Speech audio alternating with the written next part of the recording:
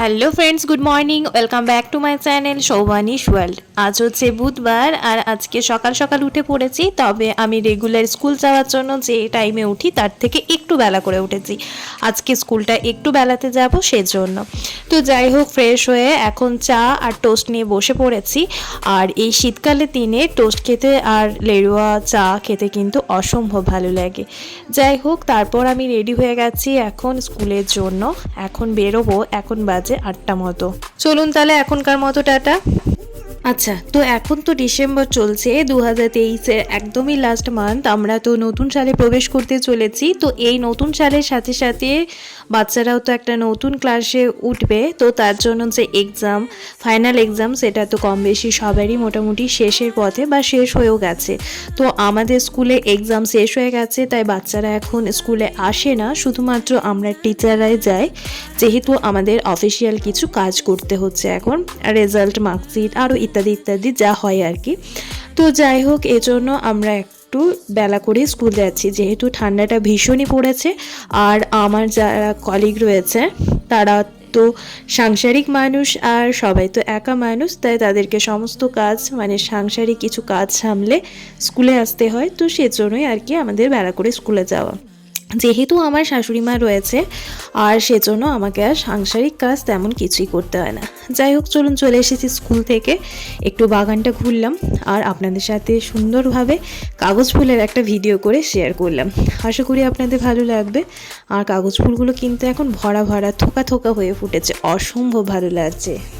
আচ্ছা, তো এসে স্নান করে নিয়েছিলাম, এখন তো লাঞ্চ টাইম, এখন বাজে বেলা 1:30 মতো।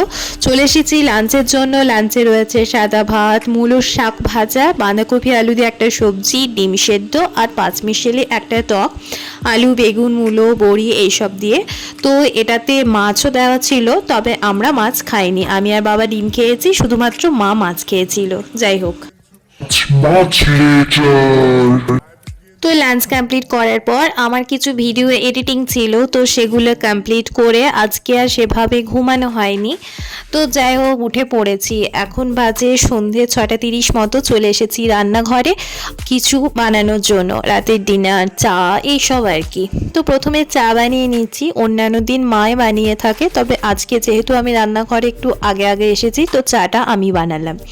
তো এখানে একটু স্পেশালভাবে চাটা বানাচ্ছি, একটু কড়াভাবে, যেহেতু দুপুরবেলা ঘুমাইনি, অনেকটা সময় ধরে ভিডিও এডিটিংয়ের জন্য ফোনের দিকে তাকিয়েই ছিলাম, তো সেজন্য মাথাটা একটু ধরে আছে। তো সেজন্য আজকে চাটা একটু কড়াভাবেই বানাচ্ছি। এইভাবে চা বানালে কিন্তু মাথাটা বেশ ছেড়ে যায়, আর তার সাথে শীতকাল, আহা, ভালোই লাগে কিন্তু এরকম গরম গরম চা খেতে। যাই হোক, এইভাবে ছাঁকনির সাহায্যে টেপে টেপে চা করলে দেখি চায়ের স্বাদটা বড্ড ভালো হয়। আর এইভাবে চা করার সময় আমার কলেজের একটা দিনের কথা খুব মনে পড়ে যায়। আমরা কলেজে যখন পড়তাম তখন সপ্তাহে একটা দিন টিউশন যেতাম বাইরে। আর এই শীতকালের দিনগুলোতে আমরা বাস স্ট্যান্ডে নেমে প্রথমে চা খেয়ে তারপর আবার বাস ধরে স্যারের বাড়ি যেতাম। তো একদিন এই চা খাওয়ার চক্করে বাসটাই মিস করি, তারপর আর বাসই পায় না, আর স্যারের বাড়ি যেতে অনেকটা সময় দেরি হয়ে যায়। তো সেদিনের কথা মনে পড়লে আজও হাসি পায়, আর মনে হয় সেই দিনগুলো কতই না ভালো ছিল।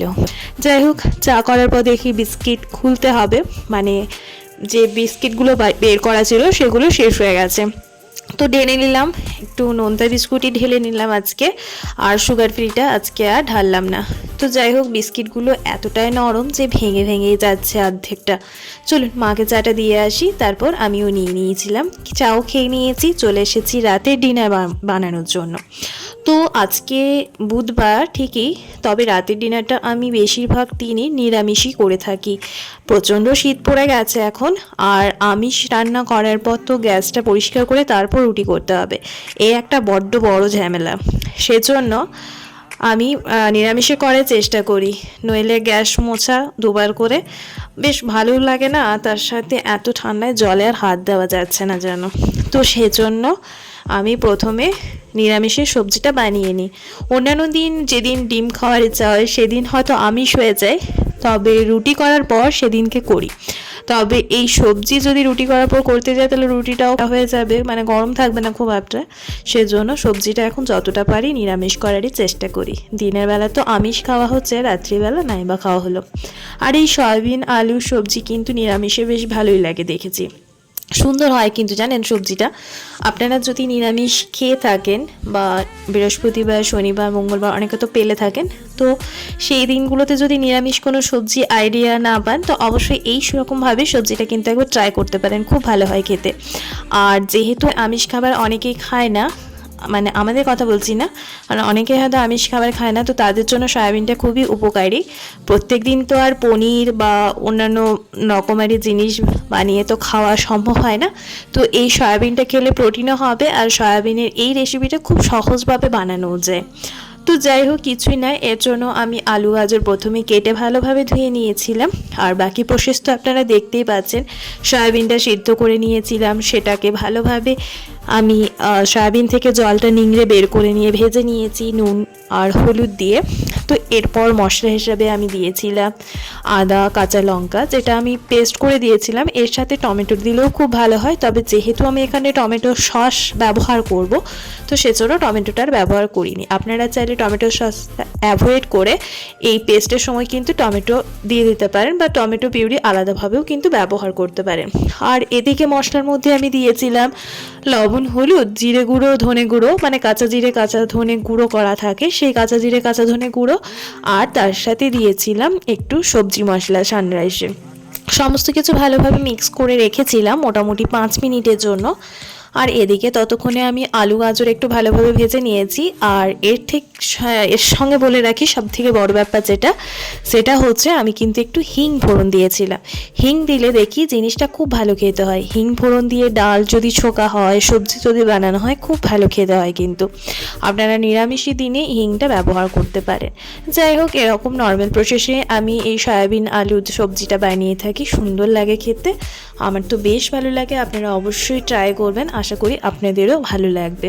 প্রত্যেক দিন তো আর পনির বা রকমারি বড়া বা ধোকলা এইসব নানা ধরনের রান্না হয় অনেক বাড়িতেই হয়তো, কিন্তু প্রত্যেক দিন তো আর এগুলো রান্না করে খাওয়া সম্ভবও নয়, আর প্রত্যেক দিন খাওয়া পসিবলও নয়। তো সেজন্য 2-1টা দিন এরকম সয়াবিন আলু সবজি করেও কিন্তু খেতে পারেন, ভালো লাগবে।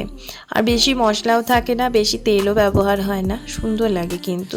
যাই হোক, আলু গাজর এখন ভালোভাবে ভেজে নিয়ে দিয়ে দিয়েছিলাম আমি সমস্ত মশলাটা দিয়ে একটু ভালোভাবে কষিয়ে নিয়েছি। এখন সয়াবিনগুলো দিয়ে আরও একটু ভালোভাবে মিশিয়ে নিলাম, তারপর দিয়ে দিলাম টমেটোর সস মোটামুটি 2 চামচ মতো। এখন আবারও ভালোভাবে এপিট ওপিট করে ভেজে নিচ্ছি, আর রান্নাটা আমি ঢাকা দিয়ে করছি, তাহলে সিদ্ধ হতে, মানে আলু গাজর যে দিয়েছি সেটা সিদ্ধ হতে কম সময় লাগবে, আর রান্নাটা কিন্তু চট জলদি করে হয়ে যাবে। চলুন, ভাজা তো কমপ্লিট, আলু মোটামুটি 80% সিদ্ধ হয়ে গেছে। এখন দিয়ে দেব পরিমাণ মতো জল, যেহেতু আলু অনেকটাই সিদ্ধ হয়ে গেছে তাই জল বেশি পরিমাণে দেওয়ার কিন্তু কোনো দরকার নেই। আমি হালকা করে জল দিয়েছি, মোটামুটি আধা গ্লাস মতো। এখন এটা ঢাকা দিয়ে মোটামুটি ওই 5 মিনিট মতো রেখে দেব। চলুন তাহলে থাক এখন।